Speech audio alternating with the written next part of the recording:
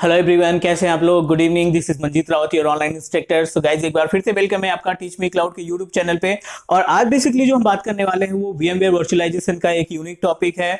और इस टॉपिक में हम आपको प्रैक्टिकली दिखाने वाले हैं कि कैसे आप अपने इन्वायरमेंट में HA और DRS को सेटअप करते हैं, HA और DRS को कॉन्फ़िगर करते हैं। जितने भी स्टेप की रिक्वायरमेंट होगी, जो भी स्टेप हमें फॉलो करने पड़ेंगे, जो भी प्रीरिक्विजिट रहती है HA एंड DRS की, वो हम लाइव प्रैक्टिकल में देखने वाले हैं। तो guys, before start the practical, पहले तो रिस्पॉन्सिबिलिटी हमारी ये बनती है कि हमें प्रॉपर तरीके से HA और DRS के बारे में थियोरेटिकल पार्ट पता होना चाहिए।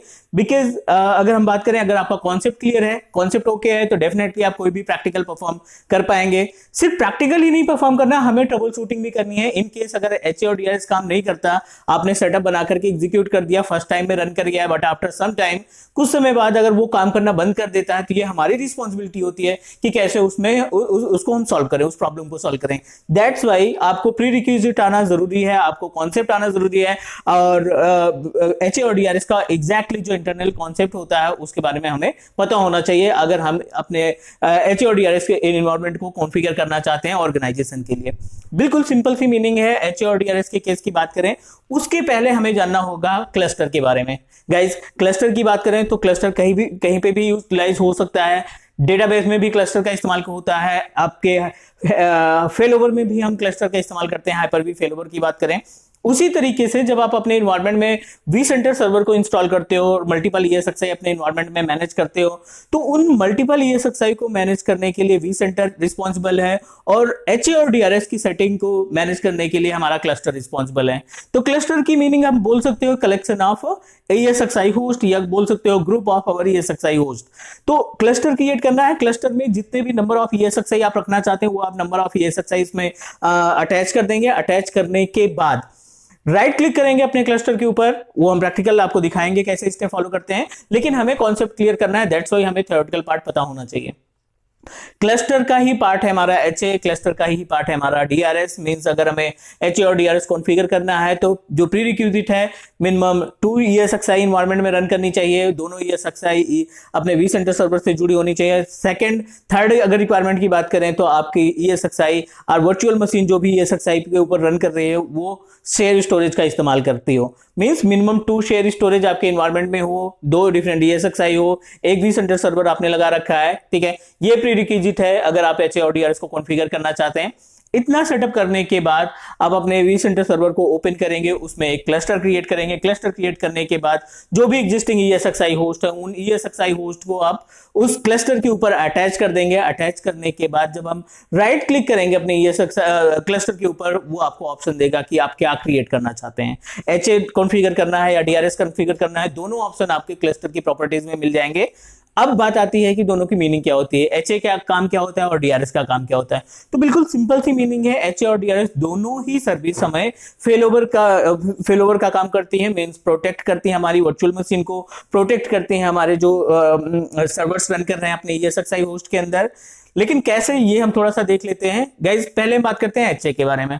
High availability, as per the name, high availability के केस में क्या होता है, मान लीजिए आपने 2 डिफरेंट ESXi होस्ट लगा रखे हैं, ठीक है। 2 डिफरेंट ESXi होस्ट हैं। ESXi 1 में कुछ वर्चुअल मशीन रन कर रही है और ESXi 2 में कुछ वर्चुअल मशीन रन कर रही है। तो जाहिर सी बात है, जो VM है वो पूरी तरीके से डिपेंडेंट है ESXi के ऊपर।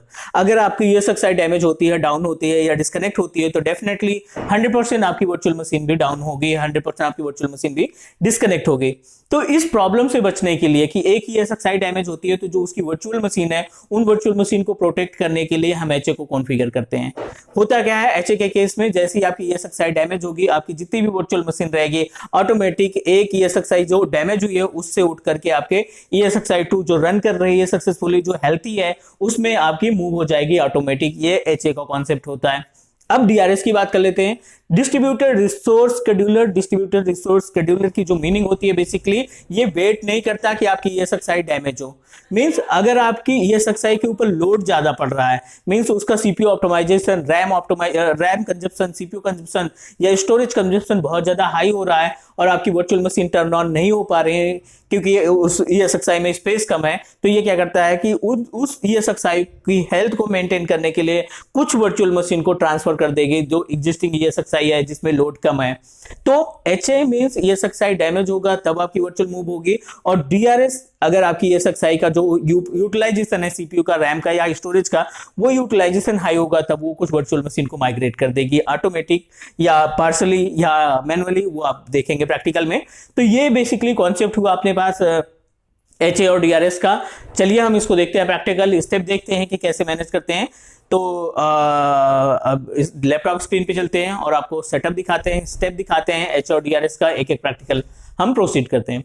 ठीक है, तो चलिए डेस्कटॉप अपने लैपटॉप स्क्रीन पे चलते हैं और प्रैक्टिकल देखते हैं।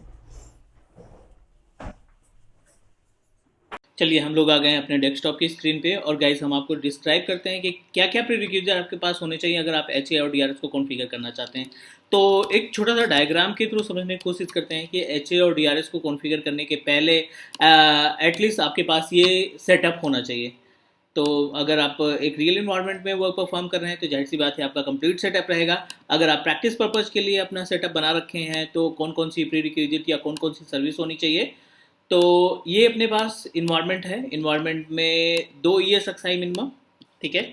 यहाँ पे अपने पास 2 ESXi होस्ट होनी चाहिए, ESXi host 1 and ESXi host 2, ठीक है। और ये अपने पास vCenter सर्वर और vCenter सर्वर में दोनों ESXi होस्ट कनेक्ट होने चाहिए। अगला डोमेन इन्वायरमेंट, डोमेन रहेगा तो हमारे ESXi के नेम रिजॉल्व हो सकते हैं, राइट। और यहाँ पे शेयर स्टोरेज। तो अपने पास इन्वायरमेंट में ये प्रीरिक्विजिट है, एटलीस्ट ये इन्वायरमेंट अपने पास होना चाहिए। शेयर स्टोरेज, डोमेन कंट्रोलर, कम से कम 2 ESXi इन्वायरमेंट में, और दोनों ESXi हमारे vCenter सर्वर से कनेक्ट होने चाहिए। तो ये प्रीरिक्विजिट है। हर एक मशीन एक दूसरे से कनेक्टेड है। अपने ESXi की अलग IP एड्रेस, vCenter की IP एड्रेस अलग है, और डोमेन की IP एड्रेस अलग है, स्टोरेज का एड्रेस अलग है, और अपने पास जो भी ESXi होस्ट है उन सब का एड्रेस अलग है।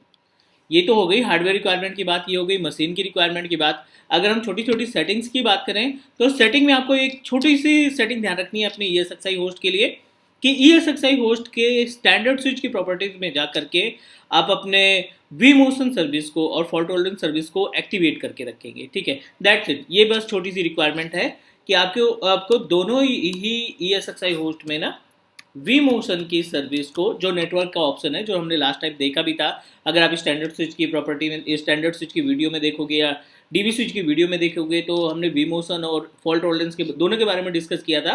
तो आपको सिर्फ चेक मार्क कर देना है vMotion अपने ESXi में जा करके, और दैट्स इट, बस इतना सेटअप चाहिए। बाकी का क्लस्टर बनाना, उसमें HA को एक्टिवेट करना, DRS को एक्टिवेट करना, वो हम आपको लाइव प्रैक्टिकल दिखाने वाले हैं, ठीक है। तो गाइज अभी अनफॉर्चुनेटली मैं यहाँ पे ऑनलाइन पोर्टल का इस्तेमाल कर रहा हूँ, ऑनलाइन लैब VMware लैब का इस्तेमाल कर रहा हूँ, बिकॉज मेरा जो लैपटॉप है vCenter सर्वर है वो काम नहीं कर रहा है।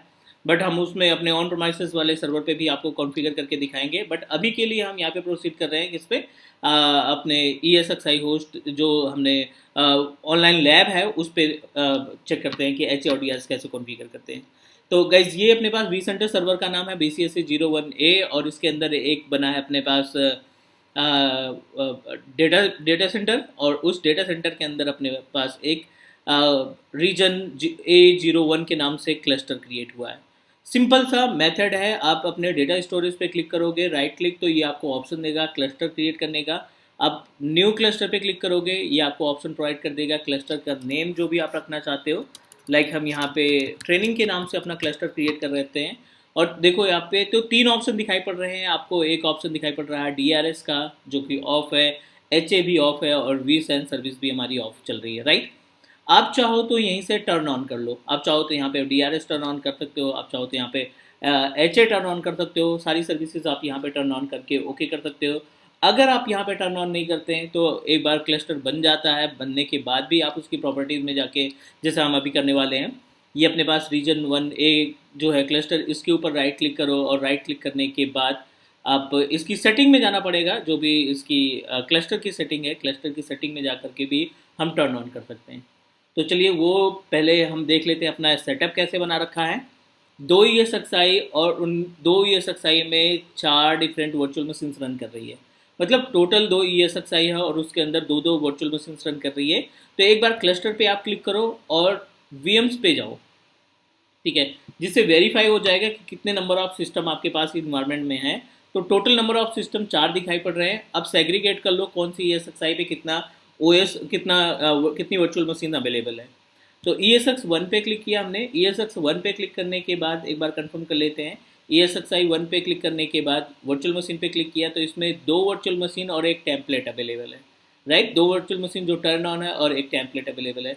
ESXi1 पे 2 VM और एक टेम्पलेट। ESXi2 की बात करें तो ESXi2 का देख लेते हैं, सिर्फ एक वर्चुअल मशीन अवेलेबल है, वो भी पावर ऑफ के केस में।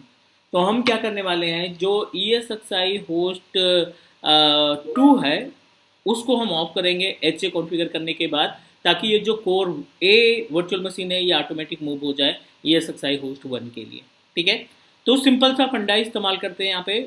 आप अपने क्लस्टर के ऊपर राइट क्लिक करो। राइट क्लिक करने के बाद आप सेटिंग पे जाओ। सेटिंग पे जाने के बाद पहला स्टेप हम HA कॉन्फ़िगर करते हैं, फिर उसके बाद हम DRS की तरफ मूव करेंगे, क्योंकि DRS में कई सारे ऑप्शन हमें दिखने वाले हैं, कई सारे टाइप्स दिखने वाले हैं। तो अभी के लिए हम सिर्फ सिंपल HA कॉन्फ़िगर करते हैं।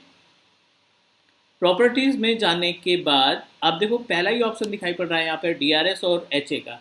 तो आप DRS पे क्लिक किए, HA पे क्लिक किए। HA पे क्लिक करने के बाद एडिट ऑप्शन पे क्लिक कर दीजिए। सिंपल सा मेथड है, और इस एडिट ऑप्शन में जा कर के HA को टर्न ऑन कर दोगे। ये ग्रीन आपका आ गया, मीन्स आपने HA को टर्न ऑन कर दिया। टर्न ऑन करने के बाद ओके कर दीजिए। सिंपल सी सेटिंग, ये दोनों HA दोनों सेटिंग्स जो है आपकी अप्लाई हो चुकी है अपने ESXi होस्ट के ऊपर, दोनों ESXi होस्ट के ऊपर।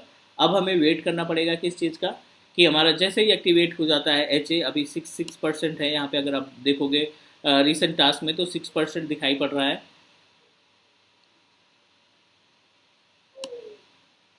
ठीक है। तो थोड़ा सा इंतजार कर लेते हैं, ये जैसे 100% कंप्लीट होता है। कंप्लीट होने के बाद हम क्या करेंगे, एक ही ESXi को इन्वायरमेंट से ऑफ कर देंगे। चलिए, एक तो हो गया, 50% ये भी हो गया, ओके डन। 50% अभी ये दोनों ही चल रहे हैं, पैरेलली चल रहे हैं, तो थोड़ा सा इंतजार करना पड़ेगा आपको।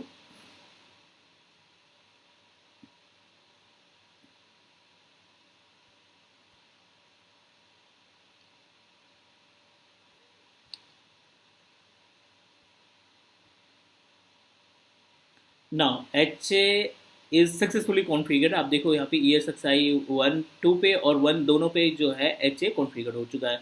हमें क्या करना है, जो वर्चुअल मशीन हमारी रन कर रही है ESXi होस्ट 2 पे ना, इसको हम मूव कराना चाहते हैं ऑटोमेटिकली ESXi 1 पे। इन केस ESXi होस्ट 2 जो है डैमेज हो गया या बंद हो गया, डिस्कनेक्ट हो गया, तो ये VM हमारी मूव होनी चाहिए किसमें, ESXi होस्ट 2 पे।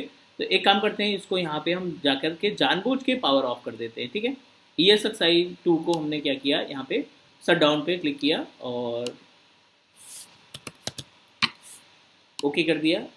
अब ESXi होस्ट को आपने बंद किया as per the theory of HA। इस केस में क्या होगा कि जब आपका इन्वायरमेंट में ESXi होस्ट काम करना बंद कर देगा, तो ये क्या करेगा, उसकी जितनी भी वर्चुअल मशीन्स रहेगी ऑटोमेटिक मूव करके दूसरे ESXi पे रन करने लगेगी। Is it correct? यही हमने देखा था। तो अभी रिसेंटली हमने इसको टर्न ऑफ किया है, तो थोड़ा सा टाइम लेगा ये। जैसे हमारी ESXi होस्ट टर्न ऑफ होती है सक्सेसफुली, हमारी जो वर्चुअल मशीन अवेलेबल है ये अपने आप माइग्रेट कर जाएगी, अपने आप मूव हो जाएगी कहाँ पे, ESXi होस्ट 1 पे, क्योंकि हमने 2 को ऑफ किया है। तो थोड़ा सा वेट कर लेते हैं यहाँ पे।